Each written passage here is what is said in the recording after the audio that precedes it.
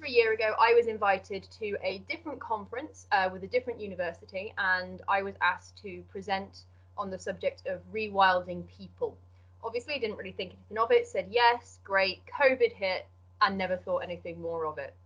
A few months ago, this appeared again, and they said, "Do you want to take part?" And I was like, "Yeah, okay, I've already agreed once, that's fine." Nothing really came through, and then suddenly, about 4 weeks to go, we got the program through for our day, and I had a quick scan down this program, and I quickly realised that I was the only female on the panel, and that from what I could see, I was also there were no people of colour, let alone any kind of gender diversity or anything else.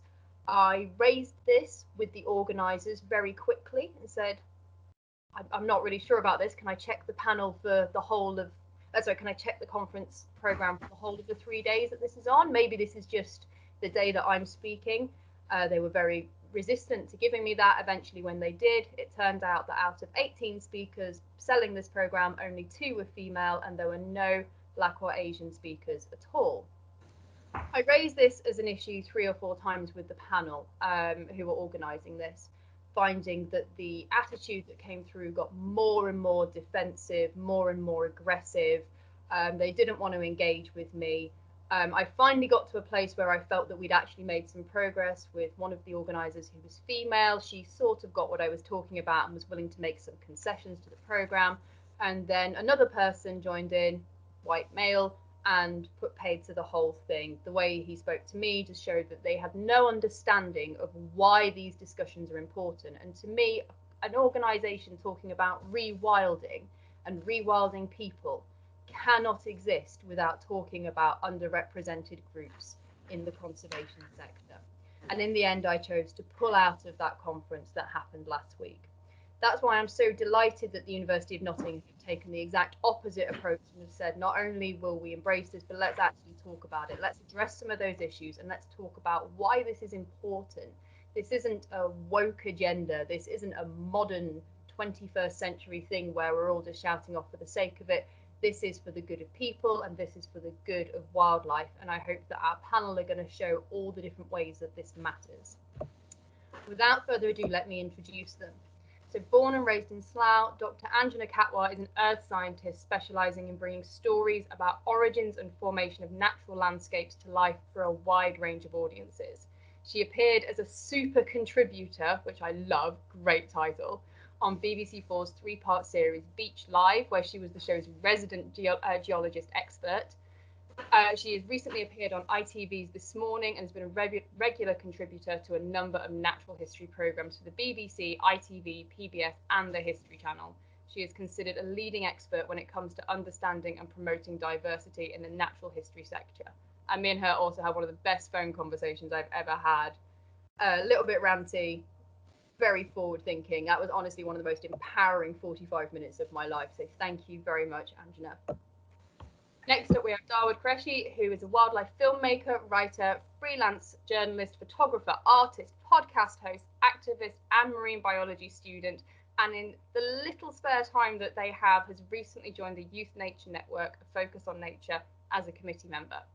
Dawood writes honest and incredibly groundbreaking pieces that challenge our understanding of gender, religion, relationship with the natural world, and he's a role model when it comes to celebrating personal identity and wildlife experiences. They are a patron for Bumblebee Conservation Trust and also tweets more than any person I've ever met in my entire life. Next up, we have Libby Smith, who works for the Leicestershire and Rutland Wildlife Trust based at Rutland Water Nature Reserve. After volunteering for many years, a couple of years ago, Libby was involved in the team organising the Time in Nature project, an inspirational and impactful scheme that takes people suffering with dementia and their carers out into wild spaces, helping them to reconnect with nature, experience wildlife activities and spend time with others too. Libby's work has been celebrated in Rutland and as part of LRWT as making a real difference for people who would otherwise struggle to get the most out of their time in nature. And last but not least, Chantelle Lindsay is a wildlife conservationist working for London Wildlife Trust as the Great Northwood Project Officer on woodland restoration and community engagement in South London. She volunteers for Action for Conservation, dedicated to empowering young people from diverse backgrounds to protect the natural world. She sits on the Heal Rewilding Advisory Panel, representing the voice of young people, and is a member of the amazing birdwatching organisation Flock Together, a collective for people of colour. She believes in making nature accessible and inclusive to all. I'm going to hand over to the speakers now to give a little bit of an overview of their work or their knowledge of this area. This might be a personal anecdote that they want to share, or it might be from their professional background. And then we'll dive into some questions as well. So I'd like to hand over first of all to Anjana to share your experiences and thoughts. Thank you so much, and thank you to the University of Nottingham and Lucy for inviting me here. I'm speaking for, it sounds like speaking from that voice of experience of, well, it is, I have over 20 years working in the natural heritage and geoscience sector. I've worked in the US, I've worked in the UK, I've travelled across the world for geoscience research, but also natural heritage engagement. I've always been the only brown face in the room, and this wasn't, this was so clear to me when I arrived in Dorset straight off the plane from the US, where I returned from my postdoctoral studies. That effect on me was quite astounding because, to have lived and worked in the US in quite a diverse natural spaces, to then come to Dorset, where not only was I a brown face in a white space. So Dorset, if you don't know, is 4.4% Black, Asian, minority ethnic population. So there I'm already in an isolated space. But within the working environment, in 2017, there was a report by policy report, I think it was Policy Exchange, found that the workforce in the UK in the environmental sector was 0.6% representation with Black and Asian people. So as I went to work every day, I was also the only brown face in the room. Now, just imagine what 16 years of working in that space feels like for someone like me, for someone like you, if you're a person of colour. That can be incredibly grinding. That can be incredibly isolating. And those feelings of your voice and your face being, almost quite marginalized to a certain extent. Other people were brilliant and listened to what I had to say and respected me for who I was. But in some other situations, you're coming up against microaggressions and racism and all of those other aspects of society that can really bring your sense of vivacity and the love you have for nature down with you. You have to be an incredibly strong individual to exist in a space like that. But I absolutely love rocks. And when we talk about wildlife, as a geoscientist, I would always say that rocks underpin wildlife. And my love for geology, my love for landscapes has basically got me through those 16 years of isolation. So I'm here to talk to you about it today. And I think that's the case for people of colour within this sector, is that we exist in these spaces very much being the only black or brown face in a room, but because we love nature and wildlife and geology so much, we will overcome and we will almost cope with what we have to put up with because we're so passionate about nature itself. And I think you'll hear from the other panelists today about their struggles and the resilience they have had to embrace in order to find that position, that space, which absolutely they belong in that space. Thank you. Amazing, thank you. Dawood, can we pass over to you? Yeah, hello everyone. So I think for me, in terms of what I felt in this sector and how I've sort of, as Anjana said, gone through some of the same issues that everyone else has gone through. So I just finished my degree in marine biology, and for me, it's been a struggle because I think what people don't often understand is that when you are facing lots of different issues every day, microaggressions, when you are facing these things every day, it becomes a norm. And so you don't often recognize that it is out of place sometimes, especially when you're a lot younger. So when I was younger and when I was very interested in wildlife, very interested in conservation, and thinking about what I wanted to do when I was older, it never struck me as a child that there was a distinct problem with racism, that there was a distinct problem of people, not wanting me in the sector. I just thought it was normal for me to be the only person who was brown in that space, or if I saw a space that was all white, I just thought that was the norm, and didn't understand that the discomfort I felt, therefore, being in that space, that's not normal. That's not something that should be there. So obviously, I grew up and decided to take that interest further. But then as I entered university and as I decided to do a marine biology course, I started to drift away from the natural sector. You know, I started to drift away from volunteer work that I'd used to do a lot of.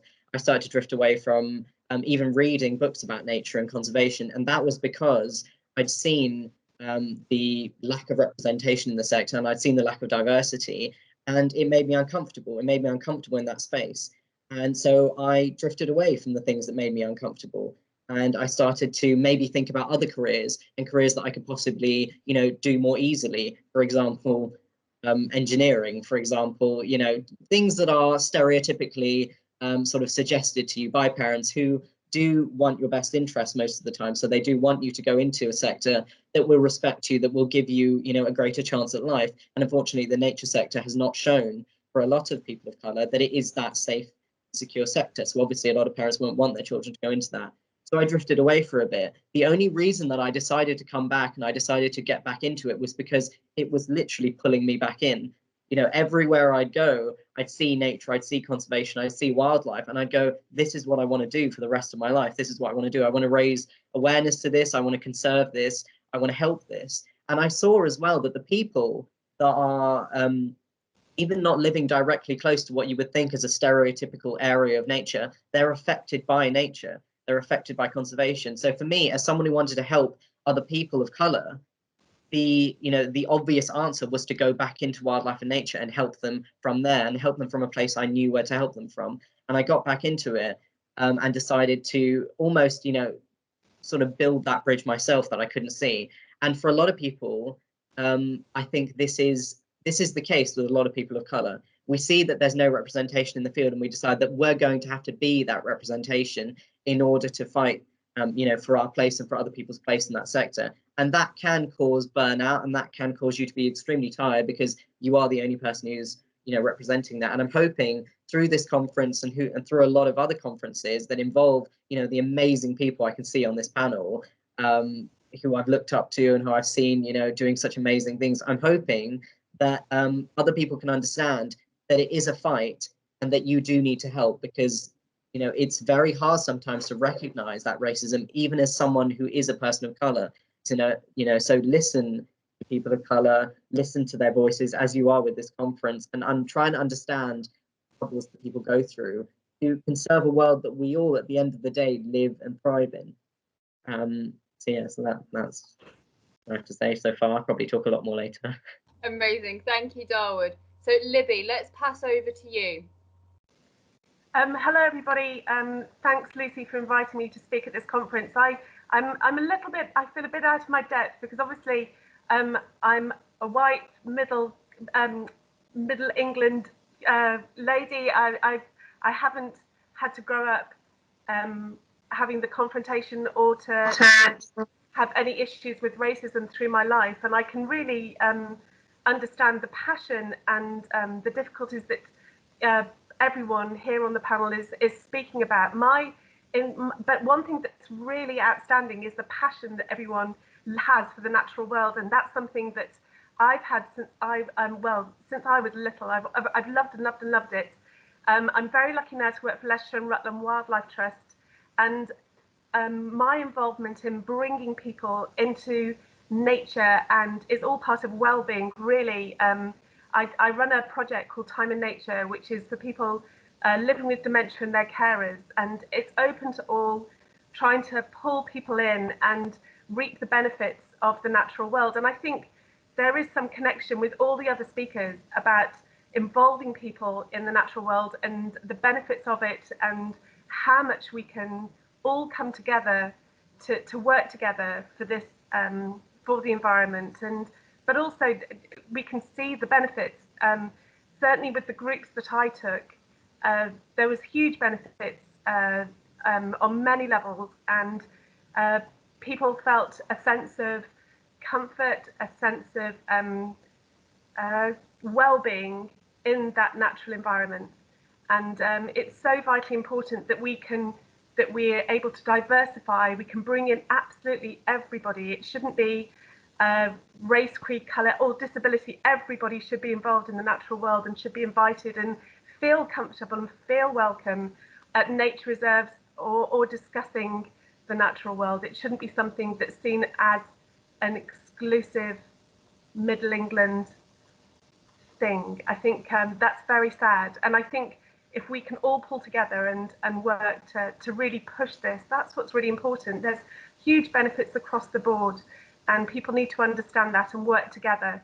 It will make a huge, huge difference.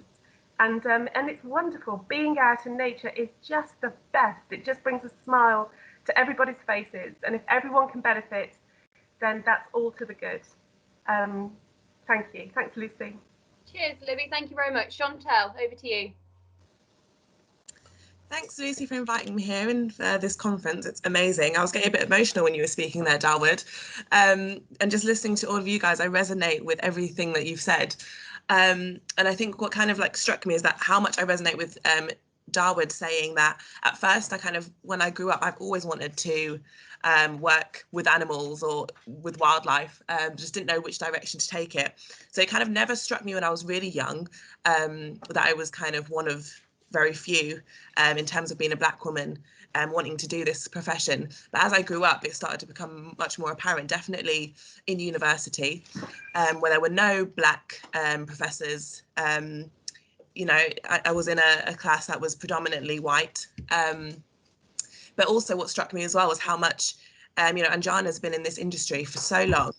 She's got so much experience. Yeah, I've only been in it 2 years and already can resonate with her saying that, you know, the isolation, feeling alone, being the only Black or brown face in a space. And it does have an effect on you.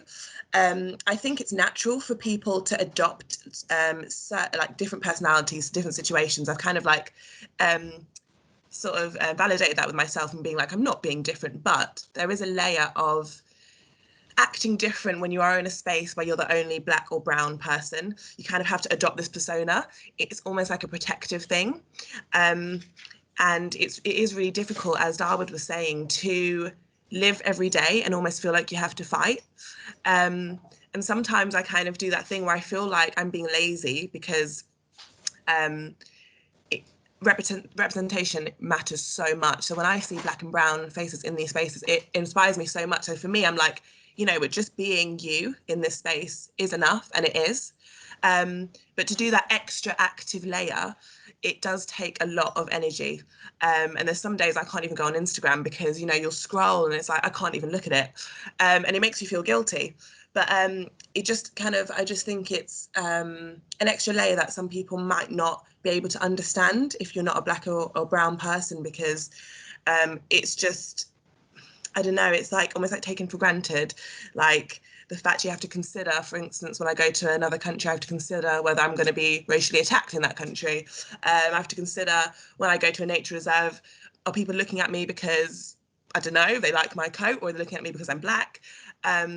Being a member of Flock Together, which is a birdwatching collective for people of colour, has honestly like been one of the lights of this whole COVID situation, because the first walk that I went on, I literally rounded the corner and there was like, I don't know, like a group of Black and brown people and we were in Surrey, and I was just like, this is incredible, you know. And it's like, it shouldn't feel like it's something really different, but it did.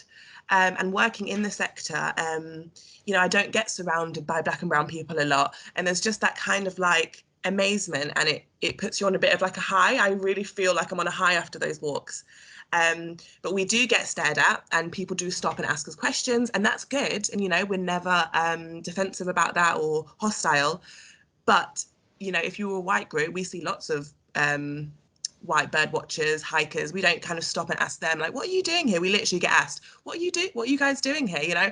And I know it comes from a curious position, and I wouldn't want people not to ask, but it's just the fact that it does happen because it's unusual, and that should say something to people. So yeah, I just think things like this, where we're talking and we're discussing it and we're bringing it to the forefront, is really important.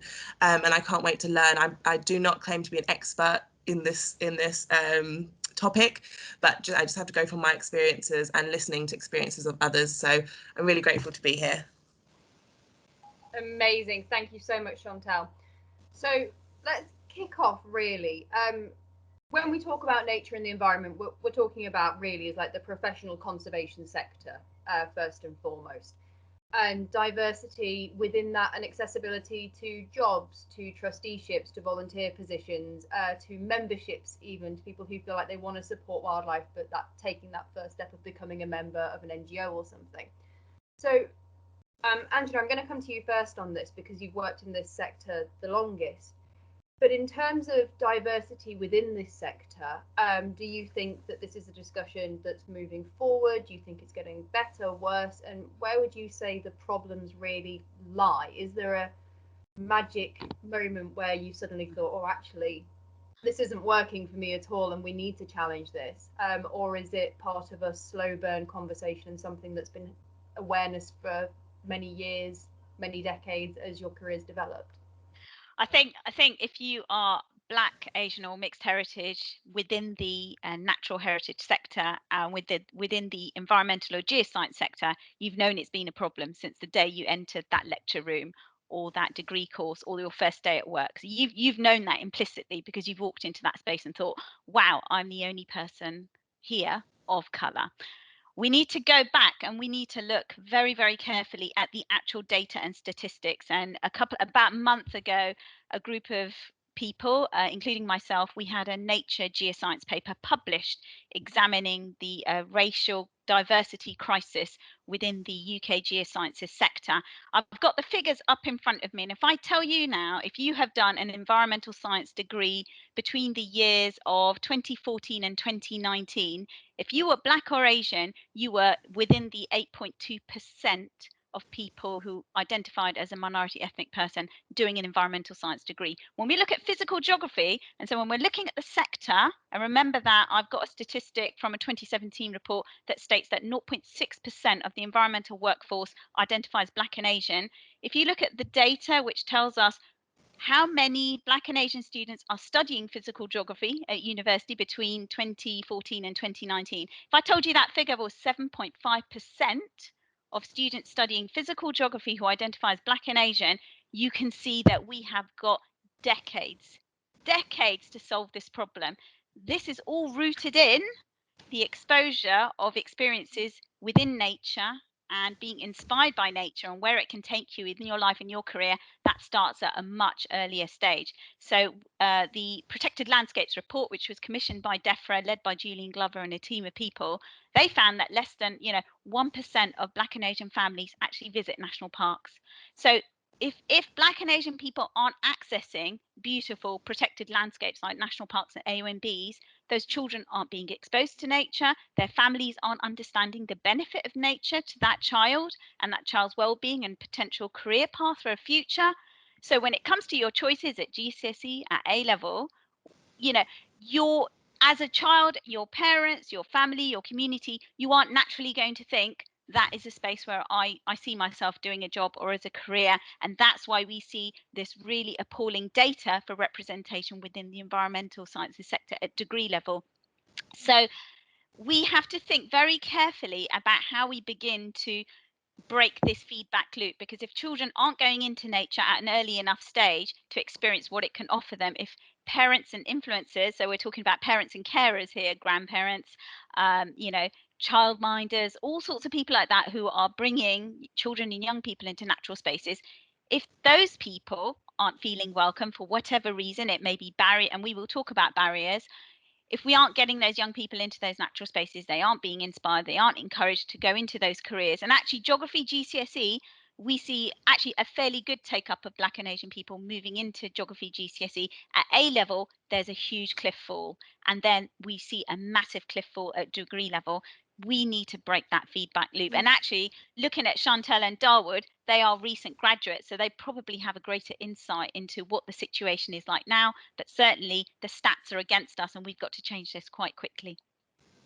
Amazing, thank you. Dawood, let's get your input then on, as someone who, have you graduated now? I haven't graduated yet, but just finished my degree, so we graduate in about a month. I was checking I hadn't missed your graduation. I was suddenly feeling terrible then. Let's get your input as a marine biologist. So it's interesting when you look at the statistics actually for people, obviously people of colour who study, STEM subjects and they study natural subjects. So there is actually there's very much a drop off when it comes to natural sciences and stuff to do with the environment, stuff to do with nature, because actually, so studying a marine biology course, I was one of very, very few people of color on my course, especially as what we've got to think about is all of the different issues, as Anjana has said, that lead into this lack of representation and this lack of diversity. And it isn't necessarily as black and white as you think it might be. So in terms of marine biology courses, they usually focus on are in universities that are by the coast. And they're in very, they're in very hard to reach places usually. And when you look historically at the places of diversity in England, they are, urban areas, inland areas. There are areas like London, for example, there, or big cities. And this is because historically, that's where the jobs have been, that's where the greater opportunity has been. And so therefore, of course, there will be a greater amount of people of colour in those areas. Now, obviously, over time, it has changed. People have moved out to different areas, but there is still, I think, a greater amount of people of colour in urbanised areas, in more inland areas. And so, of course, you have cities like Portsmouth and coastal areas, which are the best places to do marine biology, or, and they will have a lower amount of people of colour, for example. And so you go there and you already feel kind of out of place because you think that, okay, this is quite a very white city. In terms of the university itself, it has brought in a lot of diversity. It has brought in a lot of international students, but it is still a white majority area, white majority city. The course itself is very much white majority. But when you look at biology, for example, that usually has quite a good level of diversity in terms of people of colour. And that's because of, biology leads into things like medicine, for example, it leads into biomedical science, that sort of thing. And if you think about the reason there are more people of colour in those areas and want to go into medicine, it kind of stems from traditional and, most of the time religious views from parents that mean that they want the best for their child, as I've said before, and they want their child to do well economically, because that means they'll be respected in society, which means that these children go into those courses and then go off elsewhere. They don't make the jump from biology most of the time into conservation, into marine biology, for example, because those aren't seen as very economically gratifying areas. So the course I'm on is very very white, and I'm one of the few people on it, and it gives you a almost sense of imposter syndrome sometimes, because it does feel like if you're the only person there, is there a reason why I'm the only person there? Would I have been better suited to doing something else? As I've been told all my life, would I have been better suited to going to another job? And that leads to lack of representation, which is one of the core things I think you have to talk about when you talk about diversity, is representation, because representation is so incredibly important to people. Because if you think about it, if you see someone in a sector who looks like you, who shares maybe some of your experiences, who has spoken about experiences that you relate to, you're then going to think, I could probably see myself in that sector. I could see myself doing that job. And it no longer becomes this almost mystical, impossible, place to get to. It becomes something that might actually be possible now.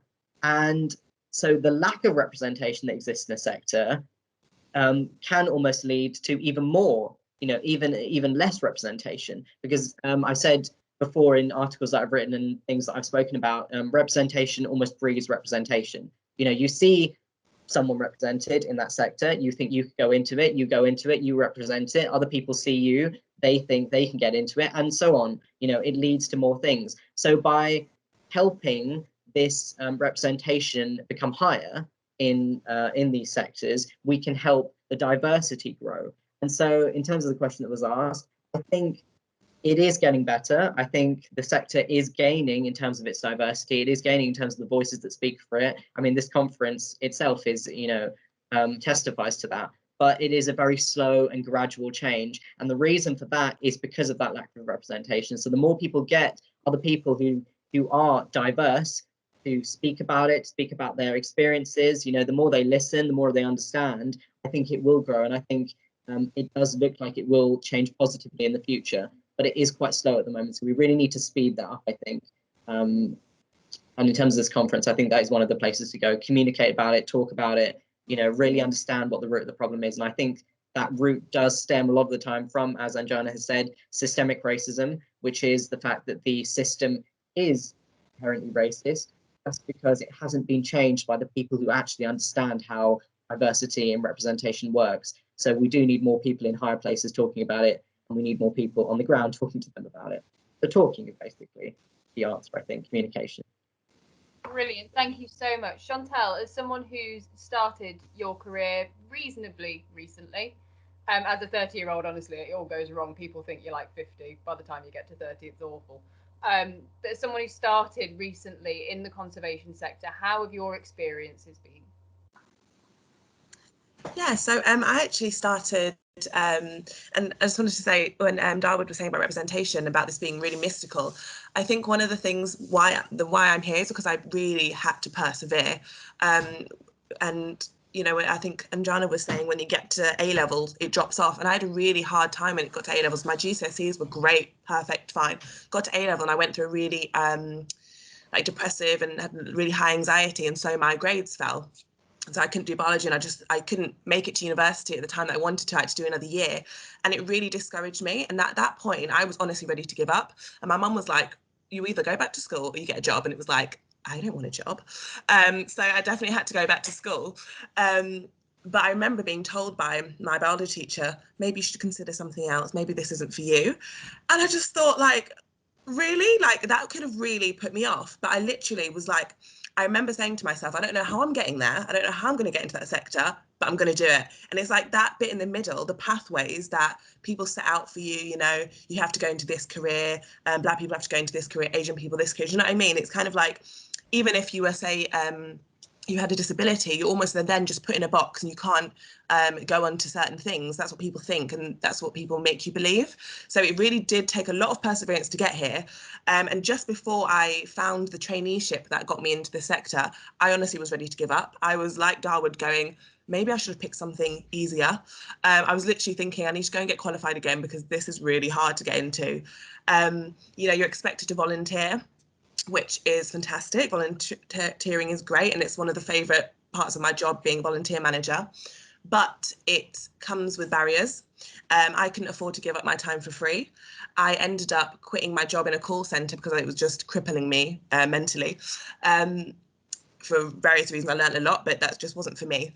And I remember just kind of looking at loads of like ZSL internships, or really cool ones that I really wanted to do. And it was like 3 days a week, not paid, but you know, you get expenses. And I was just like, I can't afford that.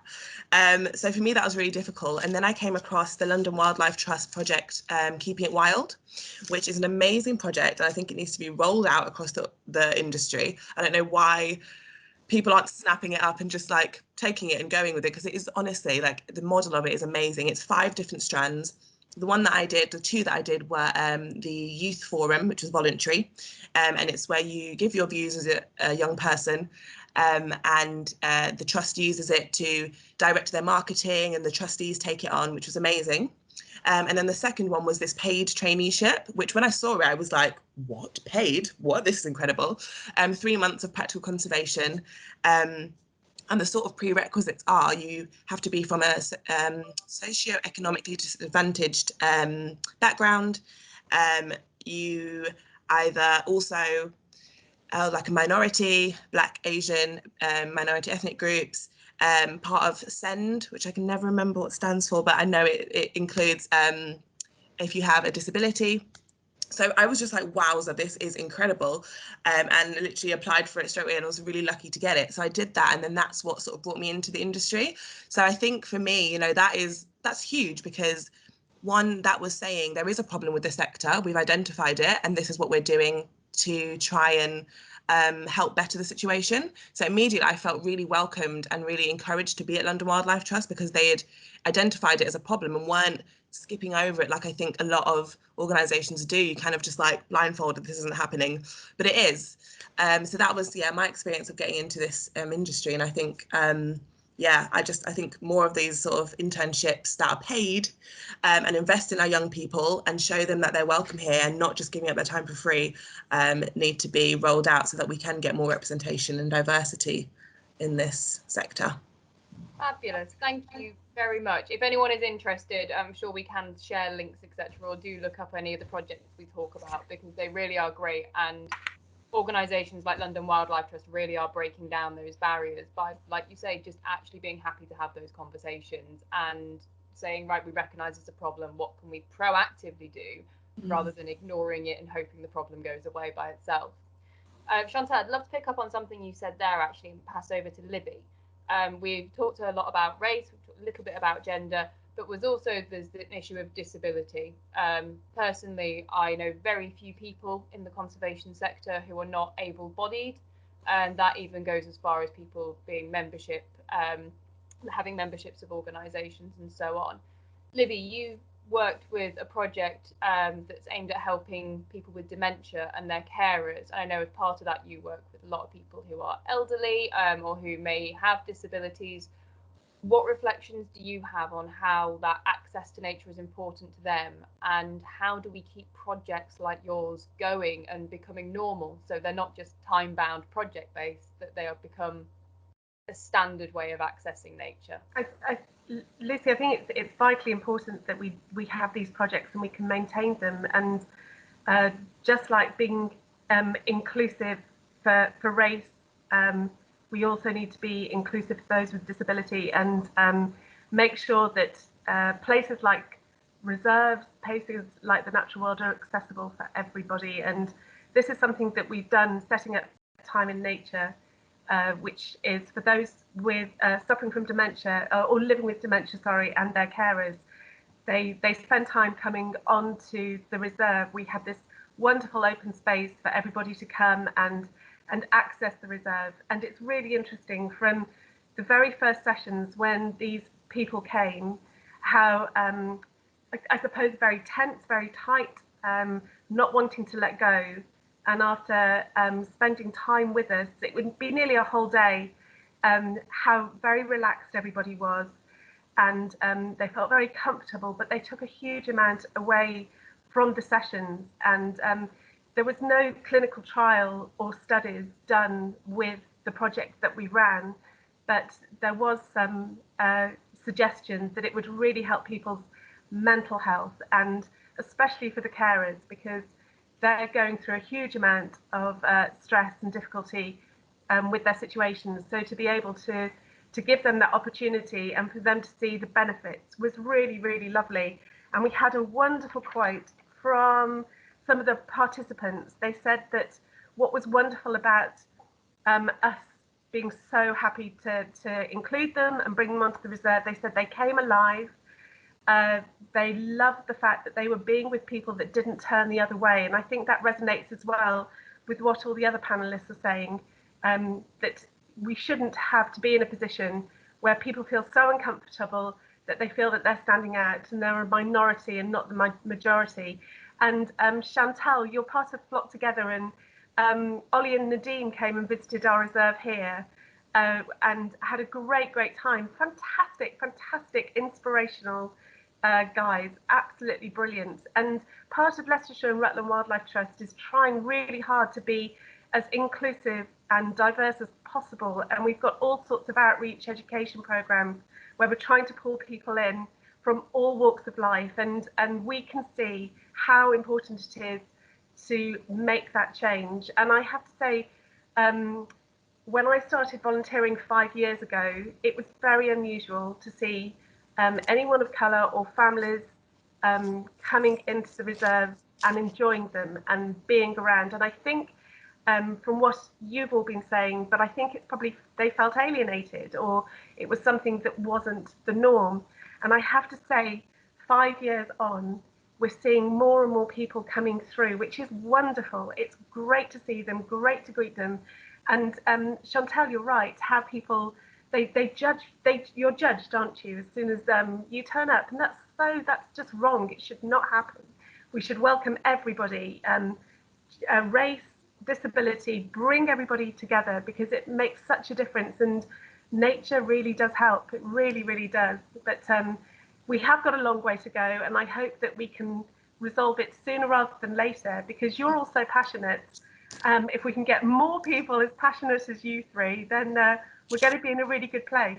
But if we can increase the amount of time and space that we give to people with mental health issues too, then that's all to the good, and so important. It makes a big difference, really does make a big difference to people. So keep fighting. We're all in this together, really. Thank you very much.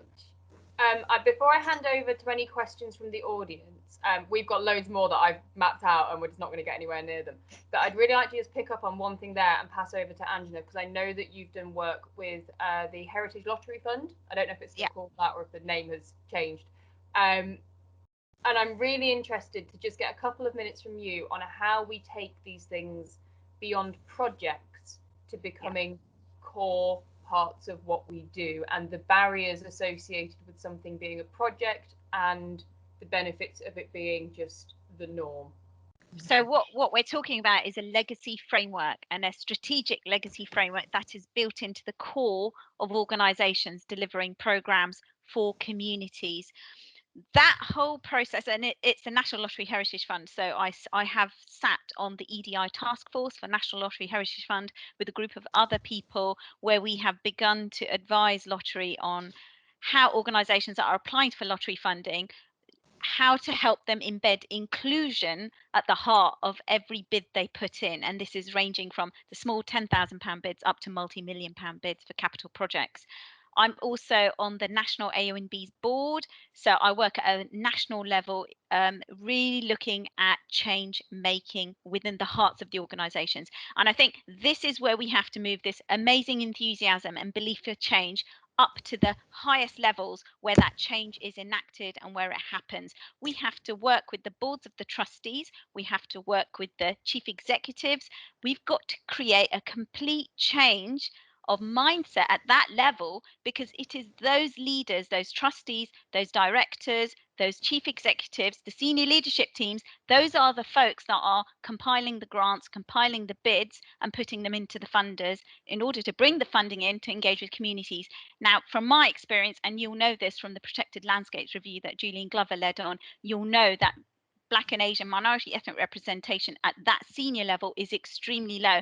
I myself applied through a process to join a board and actually made it, but to the final stages, but wasn't I didn't make it to the board itself, kind of got through the processes. 0.8% representation of Black and Asian people at that senior board level. So who are making those decisions? It is mostly white people, it is mostly male people, it is mostly those who are retired or can cope with the commitments that such a position needs. What we need to do is really look at the governance of those boards, diversify that governance. I mean, I would think that Chantelle and Dawood would easily be able to sit on a board at that level and provide that expertise and that voice that would guide future decision making towards where we need it to go to impact on projects further down the chain that represent the needs of diverse communities. So when we talk about legacy, the legacy is a complete mindset shift and change. So we're working towards inclusive leadership that filters through the organizations. So in 10 years, 20 years time, we're not sitting here discussing, you know what, we still don't get more Black and Asian people into natural spaces. I wonder why that is. We should be in a space where we are seeing Black and Asian families welcomed into natural spaces, feeling that they belong there and seeing themselves represented in the workforce. And that all comes from a complete change of mindset. Which helps to fund, which helps to govern, which helps to inspire the workforce to be a better place. Fantastic. I did wonder if the issue of trusteeships was going to come up at any point. I won't linger on that, but from personal experience, I have always found that to be one of the biggest barriers of how you make that change there. It's one thing diversifying your staff, which are paid roles, but diversifying that next level of legal governance, who set the strategies, who decide what kind of photos go in your annual review, who make the decisions on the way job descriptions are worded, who set the tone for the kind of CEO that's employed. Those are the people behind the scenes that we don't often see. They're absolute heroes in many respects. To be a trustee is not an easy undertaking. It's a big commitment.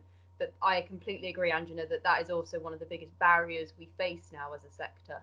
about how we diversify that. And I think you're right, it probably will be about going entirely back to basics with what that role actually is, how it's structured, the time that's given to it, and the expectations that are placed on that.